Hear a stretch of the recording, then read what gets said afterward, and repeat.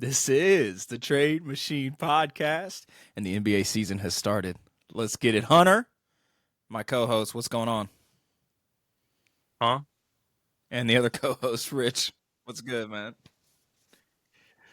We started the Trade Machine a week after the finals ended. Maybe the worst time to start a basketball podcast, maybe the best. The world may never know. But the season's finally here. The season. What, Hunter? Huh? Are we already saying stuff? All right. Anyway, but the season has started. We're recording this on Saturday, October 25th. So any games that have happened Saturday night, we're really not covering. Sunday night, whenever you listen to this. But we're going to take care of that first week of games during those weekdays. And we got a lot to talk about. But first, we're going to play a little game called How Worried Are You? Then we're going to do some quick rookie highlights. We're going to talk about some of the rookies, their first games, the ones that looked good, the ones that looked not so good. And then I got a couple leap candidates, and I want to see if you guys might have any too that stuck out to you of guys that have really made the jump, whether it's going into year 2 or year 3. I think there's a couple of them I'm really excited about. We're going to have a lot to talk about. We don't got to fit it all in this pod. Yes, sir. It's going to be a good year, y'all. I'm excited. Y'all ready? Let's get it. So, our first game we're going to play is How Worried Are You? I've got 4 different situations in the league. Some players, some situations. I'm just going to ask, how worried are you about blank? And I want you to tell me, are you a little worried? Are you very worried? Are you not worried at all? First up, Richard, how worried are you about Reed Sheppard? I'm not worried. Honestly, with that first game, because I know y'all remember me texting y'all, like, playing against the defending champs. Yeah, playing against the defending champs, That's why and I he asked just you. couldn't get anything going. But I think that his energy was there, which is, just an important part of, his role, what his role is going to be, especially with no Fred VanVleet this year. I think once he starts getting in a rhythm and, starts, being able to knock down those shots that he was taking, because I think he has that. Like, he was taking them with confidence, even though he wasn't necessarily making a lot of shots. He was still, a part of the offense. So I think he gave me kind of TJ McConnell vibes a little bit of what he could be for the team. Yeah.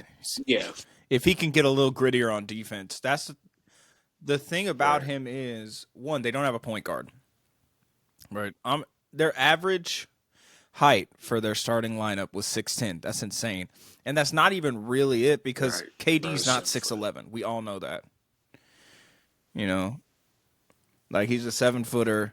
Who knows when it comes to Jabari, Şengün, Steven Adams, but you had a 6'7" point guard.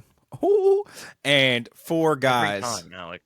Every time. Hunter, I'm sorry. What's of you doing this? It's not my look. I can't help that. No, it is your fault. You can't help go. how It's not skibbity my I am. fault. It's something you're doing. Not. I can't help. It's Hunter. I can't help what's it called? The hotness right now, bro. Yeah, man. It's. I don't know. I don't know what I was gonna say. But we're gonna move on. But Amin Thompson's their starting point guard. He's not a point guard. Reed Sheppard is the only real point guard on this team. And what made me concerned, I am a little worried. Because I want the Rockets to be good so bad. The Celtics don't have any shot at really contending. And if I had to pick a team that I really want to see contend, this Rockets team is the exact kind of basketball I want to see. I love KD's game. I always have.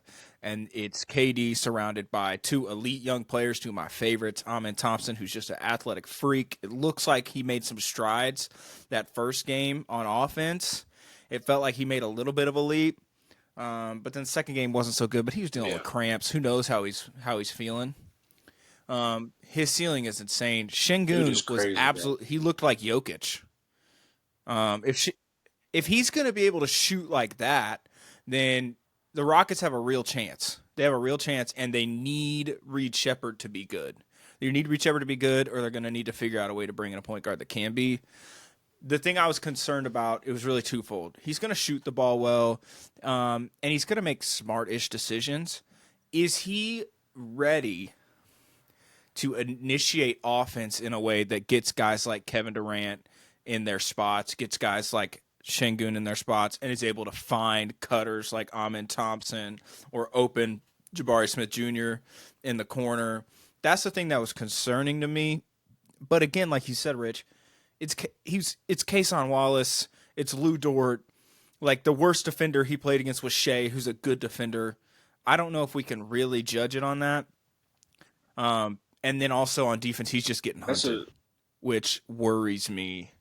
He's going to have to get scrappy. Yes, we're playing against OKC, but this is if everything goes right for OKC, their plan is to be back in the finals. So if you're in Western Conference Finals and you need to get past them, you're going to have to play well in those games, whether, you find a way to, start facilitating like you were saying.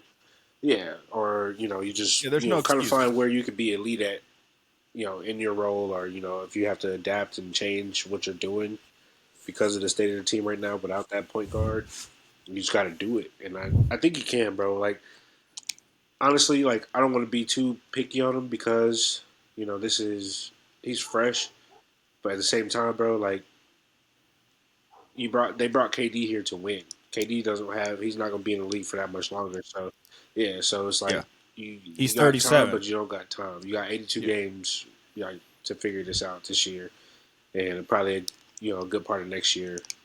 But if we're talking this year, I think Reed Sheppard, when guys start to get to like mid-season form, I think he takes a step up. I would like to see him take a step up, but his confidence is there, which is important. So building off of that, he just has to be productive.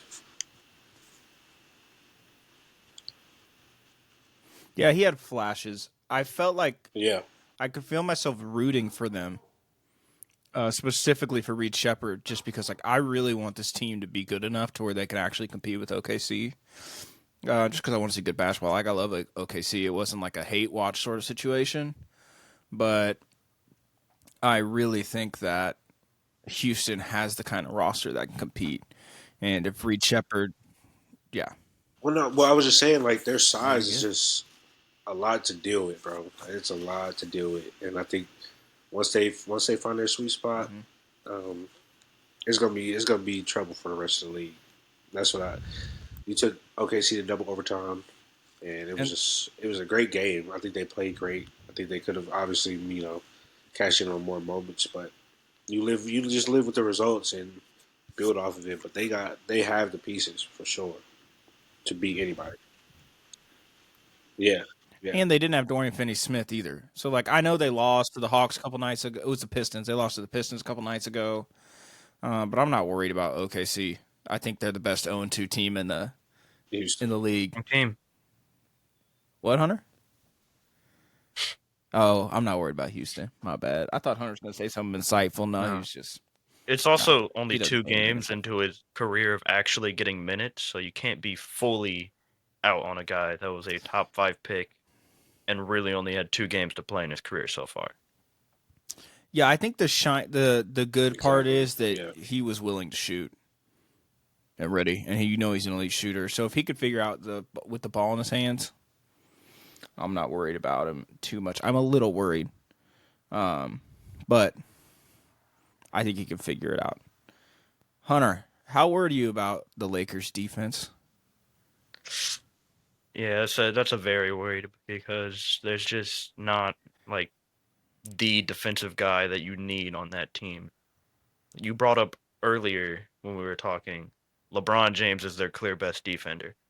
Yeah. And LeBron James now, he can't play consistent defense the whole game because of his age. Yeah. He has to choose when he plays defense. And when he does, he's still one of the best defenders, but it can't be the whole game. So you need someone else to kind of anchor the defense, and they don't have that. Yeah, don't get me wrong. I love watching the Lakers lose games, and they beat the Timberwolves in a really good game. I love Luka, bro. Skinny Luka. Yeah, and we're going to give Rich some time to talk about Luka. But I actually do kind of feel bad if Luka's going to have like an all-time great season, for him to not be on a team that actually has a shot to win it. Like, I mean, he's put together back-to-back, what is it, like at least 48-8. I don't remember what the actual stats were, but I mean, it's back-to-back 40 balls, doing all the other stuff that Luka's doing. I mean, this team they have to find not a way have to a make guy. some moves. Yeah, because last year they had Dorian Finney-Smith. Because what I was telling Hunter is, like, who are you going to ask to go guard Kawhi Don't have Leonard? that. To go guard Shai Gilgeous-Alexander? To guard Anthony Edwards? You know, to even Jokic. Like, we've seen Jokic against DeAndre Ayton. Barbecue chicken, that's Shackleton. Is raps. But to be fair, Jokic versus anyone. But I will actually say, in Phoenix, there was a stretch where DeAndre Ayton played really well against Jokic because he can he's be a so really good damn defender. strong. Because he's so strong. And he's been okay. But I'm concerned, man. Rich, we're only 2 games in. We don't want to overreact. I don't think this is overreaction at all, bro. I am very, very extremely worried. And we need to figure out, whatever we need to do. We need to get some more pieces in here because just watching the games, and we won against the Timberwolves. Luka had damn near a 50 ball. It was 49, 11, and 8. But dude is crazy, bro. I love Luka so much. That's just insane. Right. You look at it, you don't even think about it. You don't even think about it. You don't even blink. And it's like, oh, Luka had a good game. You know, what I'm seeing, bro, is just okay. Let me start here first because this is my squad, and I want to give him some credit first before I bash into the wall. Luka's great, obviously. Yeah. We don't need to spend too much time on that. I love what I'm seeing from Austin Reeves. He's continued like this is for any talks about like is this really who he is? Like this is just who Austin Reeves is. He's a bucket. He's gonna get you. He's just gonna get buckets. Rui, I think he's a great role player. Value his play for his contract. Austin Reeves might be the best contract in the league because he's. Well, there's Brunson's yeah, that's deal. Value for contract. Well, Austin Reeves is doing crazy. I love what he's doing like for us. Great. However, I just don't think that alone is not going to win you a championship because of how weak we are defensively. Yeah, DeAndre Ayton had the whole Phoenix. Which if he could channel some of that Phoenix Ayton, then I'm like, we could maybe have a chance at it. But yeah, and we just need a big if, but who knows? Yeah, we need somebody. And it's actually a couple guys that I think could kind of step up to the challenge and surprise a lot of people. Jared Vanderbilt, he's been with us for a minute now, and he's kind of like our. Yeah, I love him. I think he's really energetic on the court. I just think sometimes he can give a little more. Like we need that for 48, bro. Like you can't just have 1 or 2 moments. Definitely, he's by far our best defender. Like you said, other than LeBron. And Marcus Smart, bro, he's still got that. Like he's still Marcus Smart. Like, he's just. It's not even what he could do for us offensively. He could probably knock down a couple threes, corner threes here and there. But from what I saw in this last game against Minnesota, like getting on the floor, him and Anthony Edwards kind of had like a couple possessions where they were going back and forth, and I love to see that kind of stuff. But it doesn't really go anywhere if you're not able to really rebound. I saw Aiden get a couple rebounds, and I was like, we need more, bro. We just need more. It's hard to put my finger on it right now, because I don't want to bring anything in that's going to disrupt. I know I talked a lot of stuff on the Luka, like just Dallas and LA kind of thing, but Luka dropping 50 a game, bro. I'm like, okay, I can live with that. But what we need is for somebody to come in here and I'm guarding the best guy every game, and I'm actually impacting the game defensively. Mm-hmm. I just don't think we have that right now. Jared Vanderbilt, as good as he is defensively, I don't think he's truly a lockdown defender. Like he's not in the same category as like the Kawhis and the Drew Holiday's kind of thing. Like he's not there, but I do think he gives effort, which is good. Yeah, yeah. But at least he's good. Yeah. It's going to be different with LeBron as well, so I think that's going to add a different dynamic to the team. Right, and of course it is. It's LeBron I think James.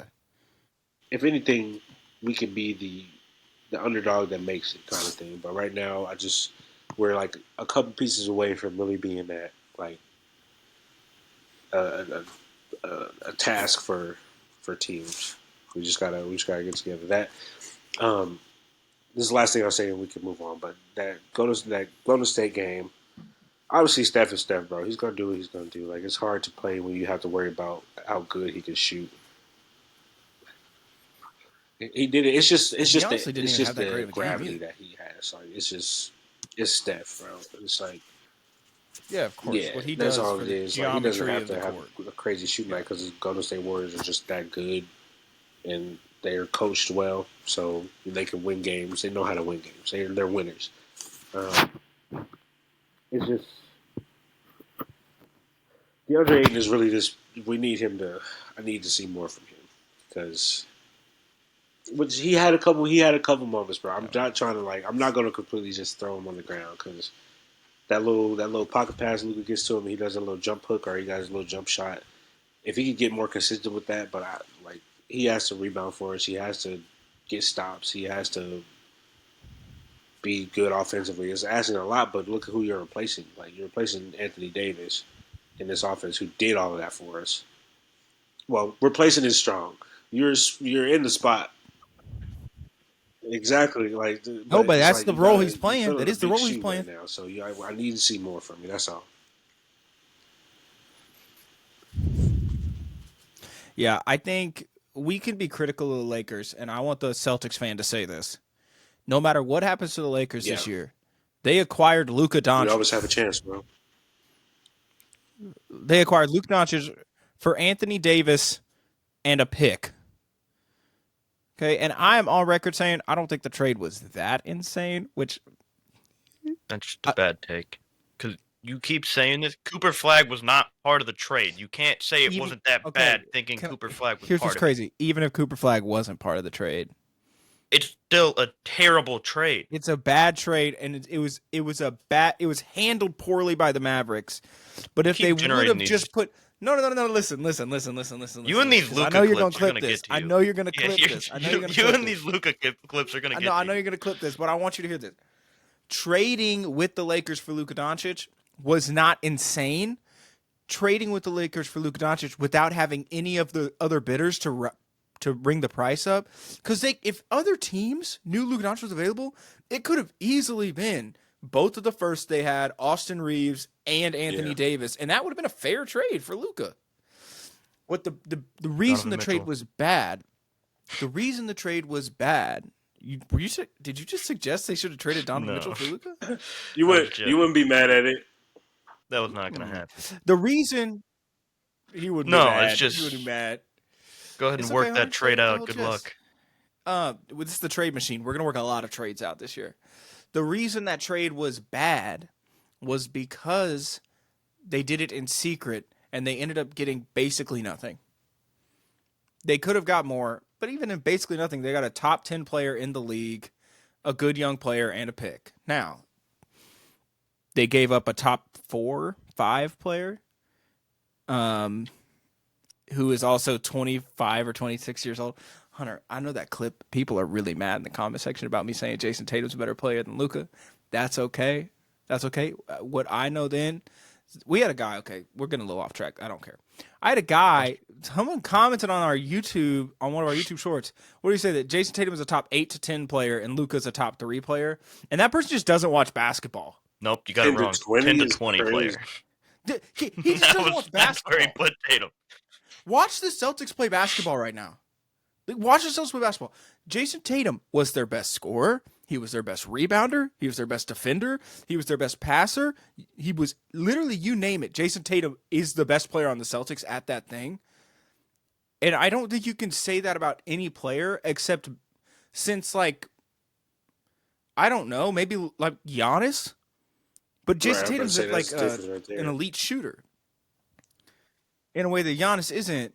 That's like we're talking about some of the stuff like 2018 LeBron. I'm not saying he's as good as 2018 LeBron, but I'm saying like what he does for this team is close to that. Like that's the kind of stuff he's doing. I also don't want to underplay how good Jason Tatum is, bro. People need to like, and I'm damn Lakers fandom, Celtics fandom, bro. As a basketball fan, if you're not, I watched them against the Knicks the other night, and it was just like they still play well, but it's still like. You're Jason Tatum away from getting wins right now. So it's like, but Jason Tatum is just, he's working his way into like the all-time category. So people need to. Of course, when he's a top. I think he might already be a top 5 Celtic because he's won a championship, several All-NBAs. He's better than Paul Pierce. I think he's better than Kevin Garnett. Anyway, this is about the Lakers. Just a player. No matter what happens, like. Oh yeah, he's better than both of them. Yeah. I mean, when you look at it, it's like there's Bird and Russell, and then you can make the Tatum argument better right after that. Luka. No, just kidding. Because Luka gotta get a chip first. He might not be. Luka gotta right next to each other. I'm That's the whole argument I was making. Yeah. That's the only argument I was making. And for me, it's Jason Tatum actually trying on defense. If Luka tried on defense, it wouldn't be a conversation. It's not that Luka's not a good defender. It's that he doesn't try. My boy he tried to get it together. Yeah, but just I want to see him in May. I want to see him in May. It won't shock me. If Luka was the best player in the world, it wouldn't shock me because it's Luka. I'm frustrated with his effort. He just knows how good he is on offense too, and that's why he doesn't play defense. Because he's like, bro, I'm about to drop 50. Like, get this bucket out. Yeah, he'll give you 50, 10, and 10, and nobody blinks. But all that to say, no matter what happens this year, we did not expect the Lakers to really be contenders. They're the Lakers. They have Luka Doncic and LeBron James. If you just say that, you think, oh, this team's going to contend for championships. When you look at the rest of the roster compared to OKC, Houston, Minnesota, Denver, it's hard to see them beating all of them. Finish what you're saying, bro. I'm not cutting you. You know? But they're just...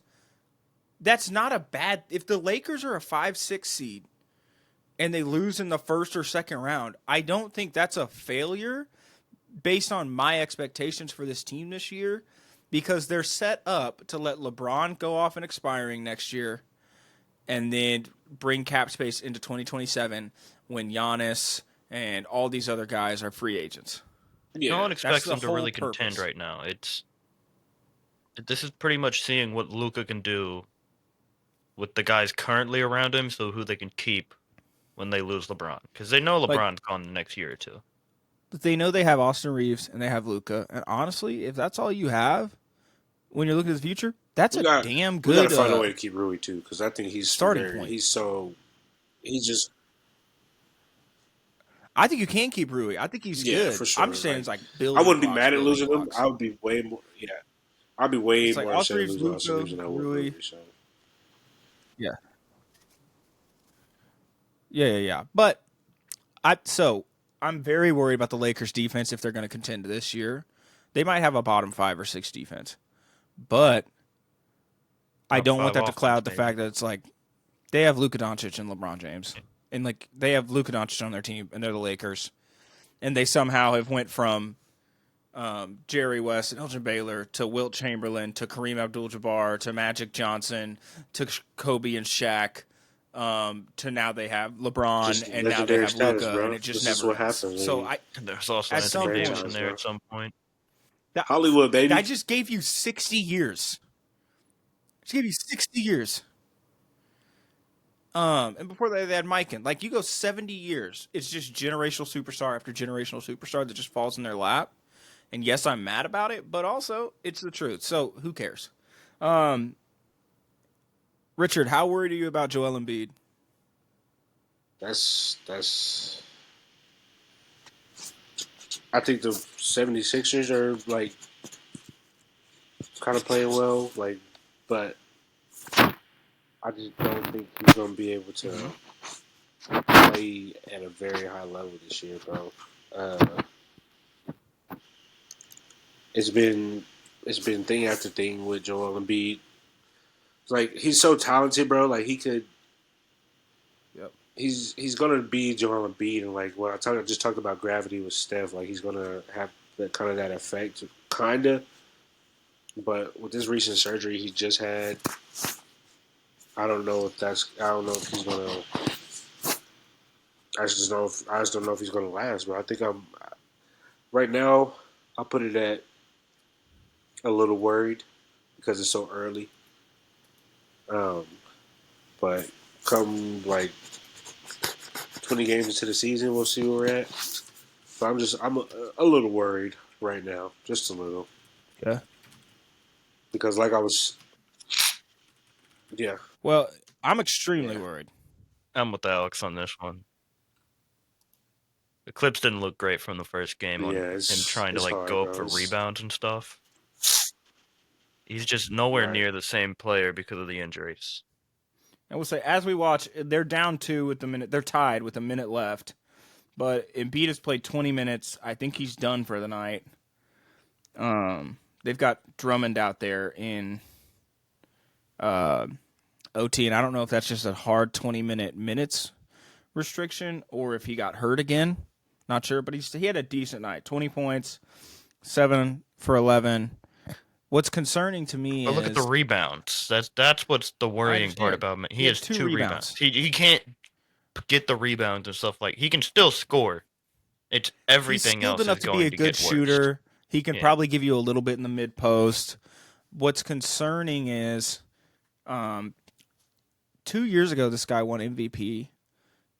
Was putting up 70 balls. And I don't know. It's not even like you're watching the same guy. He's like a shell of himself. He's just out there at the top of the screen giving dribble handoffs, pick and pop, hoping he gets an open 3. Where this guy was running around, diving, bully ball. It's one of the best post players I've seen ever, just with my own eyes. Some of the stuff he's able to do is special. And all that stuff is just, he's not the same guy. And it's legitimately sad, actually. It's legitimately sad to watch. Being one of the biggest what ifs on if he had a healthy career. Because he's never really had a healthy year. There's so many what ifs on what they could have won if he was healthy.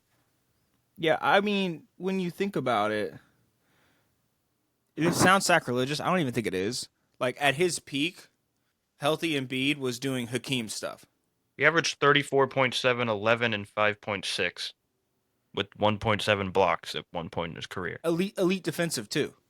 An elite defensive player. So, and he did get hurt that year, but that was 39 games. That was enough to say that he was going to continue that for the most part.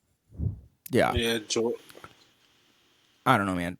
But Joel just, like I said, his talent is going to keep him on the floor. But his health is... I feel like we're just kind of waiting for his career to be over at this point. It's like, what do you have left to give? But beyond this year, do we really see like a realistic future for Joel Embiid? I don't know if that's... I don't know. I personally don't think so. Because at some point, you got to put your life after basketball before... If he keeps going at this rate, like, dude's going to be... He's not going to be able to walk. Like, it's just going to be bad. So he's got to make a decision, especially after this year, about whether or not he wants to continue to try. It just sucks, bro. It just sucks because of how good he is. But you got, guys like the Grant Hills of the world. Like, you're really good, but you just can't stay healthy. And is it even worth... Yeah, Grant Hill, team. It's hard to watch, bro, big man all the time, man. It's part of the game for some players, unfortunately. It is, man. But it doesn't even look like I look and I see it's Joel Embiid. But I remember I was watching the game. Yeah. I couldn't even tell he was playing. Like, Maxey was so good. And VJ was so good. Come on, man. We're about to talk about him in just a second. Yeah. But, like, I'm watching Embiid, and it's like, oh, that's Joel Embiid. That's the MVP on a Supermax. And he's just an afterthought on this team. He's just kind of out there. Like, he was still a decent rim protector when he was at the rim on defense. But offensively, he's giving you nothing. I don't know, man. I think we're all extremely worried. And the last one is probably the one I'm most worried about. And that is, how worried are you about the fate of the NBA? It's over, bro. Now that Victor Wembanyama has arrived. You just kind of got to watch and, like, hope he has an off night when you play him. It's just... How are we even going to have an NBA podcast? Like, is there going to be anything to talk about? Is like, he just does what he wants. But this is exactly what I was talking about when we. Him and Jokic matchup is going to be good. No, Jokic just like that. I hope. Jokic just like that, bro. He's not stopping Jokic, Alex. I hope. Look. Jokic is the best player in the world, in my opinion. But actually, I don't even know. Bro, I don't know that's anymore. Legit though, because I don't know. Wemby is just like, what do you do? How do you game plan for that? That game on Wednesday night, I'm trying to think back of any other game where I felt that way watching it, and I don't know if I have felt like a player has been that dominant, as we've talked about on this podcast, since that LeBron 51-point game in the finals that JR ruined. I think it's been that long since I saw a game that felt what he was doing. Like, Cooper Flagg could do nothing. Could you imagine? Like, you're a rookie. You're not even a point guard. Number 1 overall pick. There's all this hype. And then he can't get within 15 feet of the basket. Like, Wemby is really not fair, bro. Because how you, like, I saw, go ahead. And then, that clip. The clip where they give him the ball. ball. Block on one end. It's insane. Goes coast to coast. And he's a 7'5" point guard. Does the Harden step back, fade away, foul, and 1 4-point play all within like 10 seconds. He's not a 7-foot point guard, Hunter. He's like a 7'7" point guard. I said 7'5", but you can like it's hear what you want. Okay, are we gonna get pissy now? I mean, you just tried to and say Hunter, that I was wrong when. No, Hunter, you're just I said the right height. No, here's why you're mad. But here's the thing. I think you should be grateful. You should be grateful, and you should write when you pray tonight. You should thank God for giving Wemby blood clots. Here's why. Alex, oh my God. I know you should. No. Because it's the only way Evan Mobley was ever going to win the Defensive Player of the Year. It's over, Hunter. It's over. You're lucky Evan Mobley got one. You're lucky Evan Mobley got one. It's crazy. He's the best defensive player in the league, maybe the best shot blocker I've ever seen. Like, he's doing Dikembe stuff. A couple nights ago, his second game, he had a bad game. He had 27, 11, and 9 blocks. I'm calling it. He would have had. I don't know if I've said this already. Wemby's going to be. He's getting a quadruple double this season. That's what I've been saying. I kept telling He's Hunter. Getting one. It's like we're going to see a quadruple double. At least one. He got close last year or his rookie year. It was one of the two. He doesn't need to. He's not shooting. You got threes. the volume of just being in like the positioning. I mean, he can score anywhere on the court, but like you that tall and that talented, like you don't really need to shoot threes. But the fact that he can just makes him that much more unguardable. He has all of the numbers to show that one day he could very easily be a 40% three-point shooter, and he's not shooting threes. He shot 2 threes, and he had 40, 15, and 3 blocks, and it doesn't do it justice. It's one of the most amazing games I've ever seen. He didn't have more blocks because nobody was going to drive. Nobody got anywhere even close. Well, at some point you gotta because he was going to block. You gotta adapt everything. and like, okay, this motherfucker's about to block everything that we take into the post, so we gotta space out and kind of try to score before we get to him, kind of thing. I thought Cooper Flag was going to cry on the court. Like, it was the sad. Player that you think is so fake that you build in like everybody's 2K build. that it's just like, Everybody. oh, that's never going to happen. You couldn't build Wemby. He's 7'5", moves like a point guard, can also shoot 35 plus from 3. There's nothing he can't really do. I think it's over. I think he's already the best player in the NBA, and it's maybe quick to say, but I just, after what I saw, if that's even close to the leap he's made, like if he's even close to that, I just don't know who can compete with it. Like, I love Jokic. He's been the best player in the league for the last 5-6 years. I love Giannis. These are talented guys. You can't touch this. But you have to think about everything we just said about Wemby. Plus, he didn't get to play last year. Lost in the Olympics. In the gold medal game. You got to think about how much is behind the motivation for Wemby to be the greatest player in this league, and what he was already destined to do. Now he has even more to prove because he wasn't able to showcase that last year. He's watching all these guys get these awards. He's watching people win finals. He's watching people win gold medals, which, I mean, USA all day. But I'm just saying, he's got so much to be as good as he is and still have a chip on his shoulder. It's like, they're doomed, bro. The NBA is doomed. It's over with. It's doomed. He's got so and much still talented players. Yeah, and that's another thing. Like, on his team, Spurs are actually looking nice. Yeah, it's not. And still, through all that, first play of the game against the Pelicans, punched on his ass. Zion Williamson gets the ball at the top of the key, jumps, puts his body into Wemby, and punches on his ass. It was crazy. I mean, Zion's still Zion. These guys are still crazy. It was right. These guys, generational player versus generational player. That's Zion can bring that it has for to be a whole game. Physicality. He can bring that for a whole game. It's got to be those kind of guys. Yeah. Those were probably the two biggest prospects since LeBron. That's a fact. The only thing I didn't like about Zion is all his tape from when, he played 1 year at Duke, but all his tape from high school was against like a lot of smaller schools and like smaller guys. I would like to see him in like. Somehow he wasn't. It was against like Hunter. So it wasn't like short stacks. Which, I mean, if you want to highlight your talent, of course you go around guys that can't guard you. But I'm like, I would like to have seen him against other NBA talent. Why you mad? I'm not the one lying about my height to make myself seem like I'm 6 foot tall. Before we leave, Hunter, I'm not lying, bro. I'm 5'11" ¾ You ever done math? You round up, dumbass. You don't round up on height because you can't just.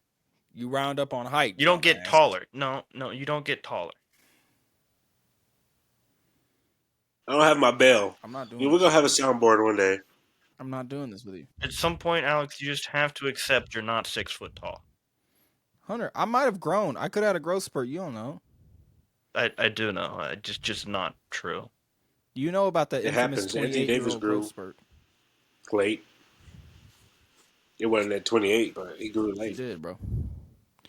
Yeah, Hunter. He was already tall, so. No, it's probably like 28. We're just waiting on it. I'm 6 foot tall, I bet. Anyway, 5'11" ¾ You round up, dumbass. So I don't want to hear about it anymore. Anyway, before we leave, I just want to do a couple quick player highlights. The rookies that stood out to me. What? You didn't add one of the rookies, and I want to say it real quick so we don't forget it. Well, let me name mine. Then I was going to ask you guys if anybody else. Okay. So, Cooper Flag, tough first game. He was really good defensively. I don't think you should be asking him to be a point guard. I'm not worried about Cooper Flag. You guys they're not healthy either because when Kyrie comes back, Cooper Flag can kind of get into his bag as like just doing what he does. Exactly. So, yeah, and somebody could create offense for him. He doesn't have to try and create offense. Do play a position he's never played. Not Dylan worried. Harper looked good. Looked really good. He's not going to get minutes. Really good off the bench. I'm actually very excited. VJ looked like Dwayne Wade, so I don't know what to expect. He did something that hasn't been done since Wilt Chamberlain. If you ever do something like that, it's just that shows how good you are. let's see. I think that game just ended today. Let's see what his final stat line was. It was like 15 points. No, but but that's not even doing it justice. It was 15, 6, and 8. 15, 6, and 8 with 3 steals and a block. That's his bad game on the year. Right? His bad game is still maybe all-star level games. +9, 15, 6, and 8. They ended up actually winning, which is huge. Looks like Maxey balled out at the end of the game, which Maxey out of his mind. VJ Edgecombe, early front runner for Rookie of the Year. I think he might actually win it. Boy. I think, Rich, you were all over that. I got to give you credit there. And I got him in a fantasy league.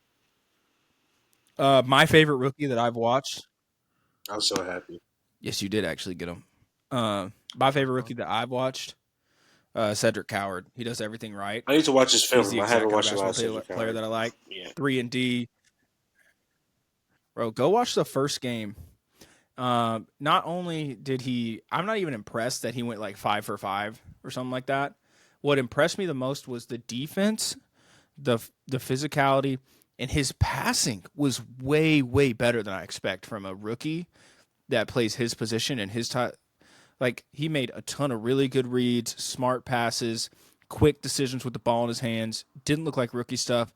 Speaks that he's played a lot in college, 22 years old. Went from D3 all the way up to D1. Would have played at Duke this year. Really good player. I'm very, very, very excited about him. And a guy I think I might have been wrong about was Jeremiah Fierce. I thought it was going to take a while. And I still have questions about the ceiling of a player like Jeremiah Fierce. Like, if you're not Kyrie or Steph, you have to be such an offensive supernova and have a secondary thing. Like, for Kyrie, it was his handles, his playmaking. For Steph, it was his shooting.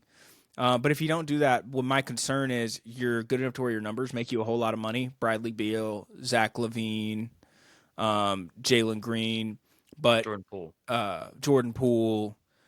That's my fear that he can end up being. And then everybody ends up saying those players are bad because they just make too much money. But really, they're good players. But I'm concerned. But he looked really good, man. 17 points.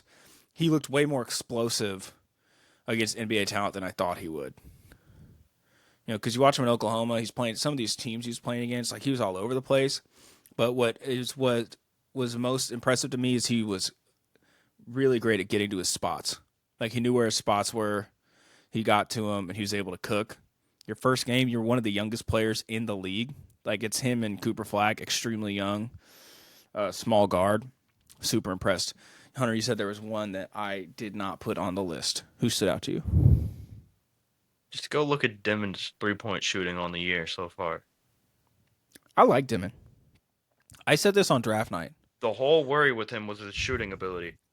First game, he took 6 threes, and he made 4 of them. Second game, he took 5 and made 3 of them. If he can continue that, he's going to be really good. It feels like every time we make a big deal about a team reaching for someone in that range of the draft, they end up just being a good player. We need to stop doing it. Scotty Barnes, Giddey. People lost their minds over the Thunder reaching for Giddey. He ended up being a good player. I remember when the Suns took Cam Johnson at the back half of the lottery, people lost their minds. Like, it was the worst pick. He ended up being one of the cornerstone pieces in a trade that got Kevin Durant. He's one of the better role players in the league. I do want to add something. He is only taking 3-pointers, is what it looks like. He's not.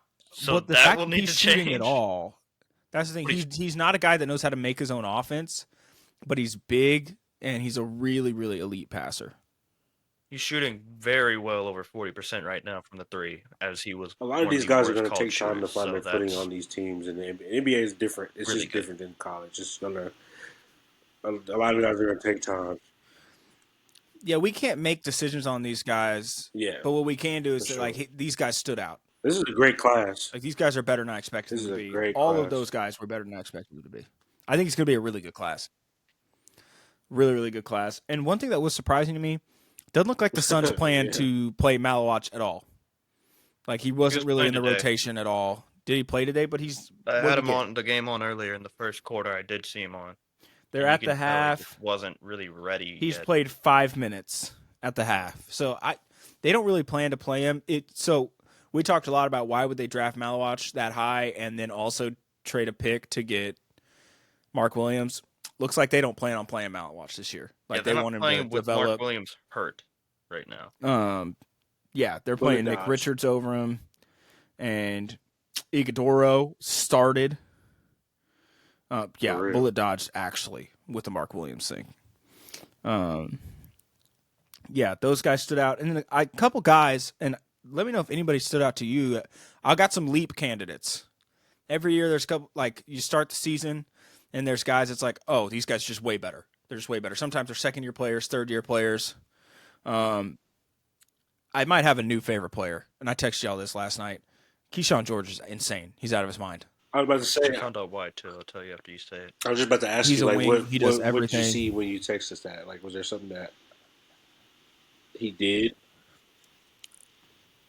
He reminds me of all There's a lot of the Tatum things. comparisons for him right now. It's the Tatum, Jalen Johnson was the guy that I kept coming to. Because it's not just the scoring. Like, his scoring numbers have been great. He's doing everything. In the same way I was talking about how Tatum, he's a rebounder, he's a passer, he's a defender. Keyshawn George, he's everywhere. He's my favorite kind of player, which is a versatile wing who's a hustle player. If he's this good, if he's even close to as good as these first couple games have been, and Trey Johnson looks really good. That's a guy we didn't mention. He looks really good already. The Wizards got a lot of interesting young guys, and the rebuild might just go a little faster if they already have pieces like this. If Keyshawn George is this good, and Trey Johnson ends up being good, all of a sudden, a lot of people who weren't really paying attention to their laughingstock when we did the over-unders and when we did the division recap pods, all of us were kind of in on the Wizards. I think we all took the over. They don't have a bad team, honestly. Because you just look at the roster like this, they got a lot of teams I like. They got a lot of players I like. Like, I like Bub Carrington. I like Bilal Coulibaly. I like Keyshawn George. I like Trey Johnson. They got good vets in the locker room. I like Cam Whitmore, Alex Sarr. Like, you just keep going. They got a lot of players I really like. He's a leap candidate for me. I had Matas Buzelis. I love Matas, man. He's my favorite player from last year's draft class. My hot take was that the Chicago Bulls took Buzelis at 11, and he was just going to be a better player than Reed Sheppard, who went 1, and they're the same kind of player. To be fair, Reed Sheppard's also been good, so I still think that's true. It wasn't that I didn't like Reed Sheppard, but when you look, there's always these guys who, when they play in the AAU circuits, things like that, they just show up and they're just better than all their peers. Buzelis was always that. I don't know how he fell to 11. I understand the G League Ignite. Oh, he was supposed to go didn't a end up lot being a good farther.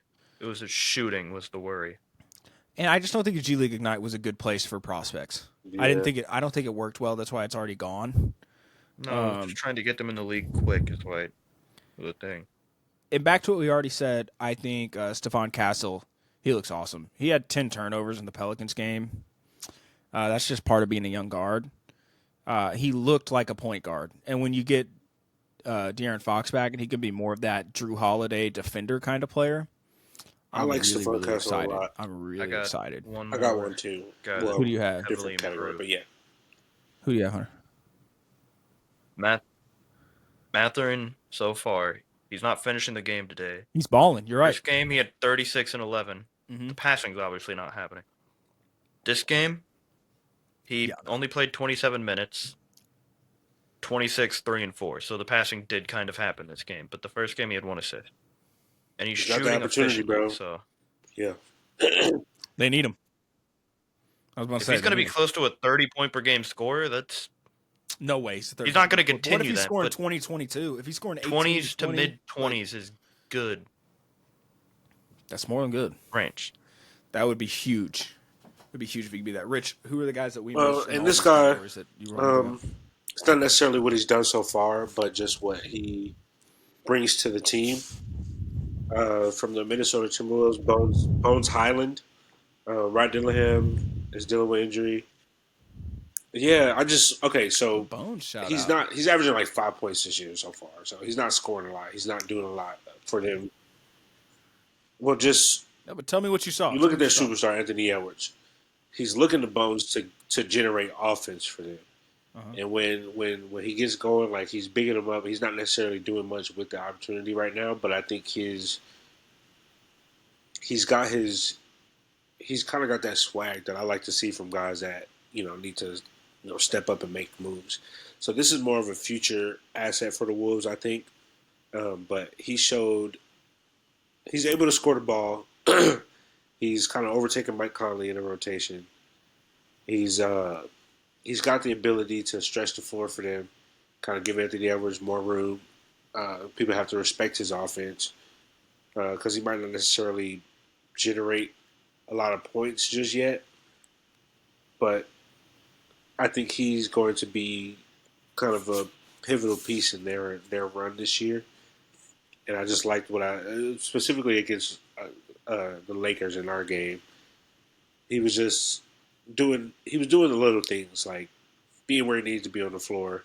I think he had a lot of mistakes he was making as far as like just doing the right thing at the right moment with the ball in his hands.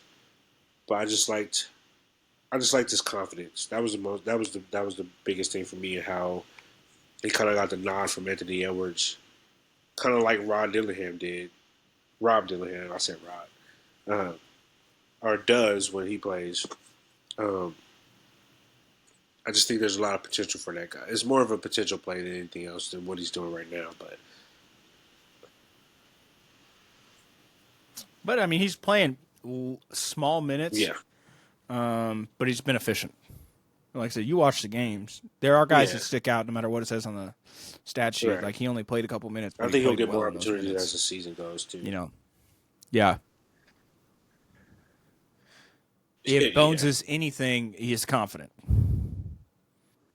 He's one of those guys like Rob Dillingham. Exactly. You put the ball in his hands, and he thinks he can score on anybody. If he could turn that on, bro, if he could actually be that guy, then they could be nasty. Because as much stuff that I talk about Rudy Gobert, bro, he does impact the game in a positive way as well. Still hate him, but he's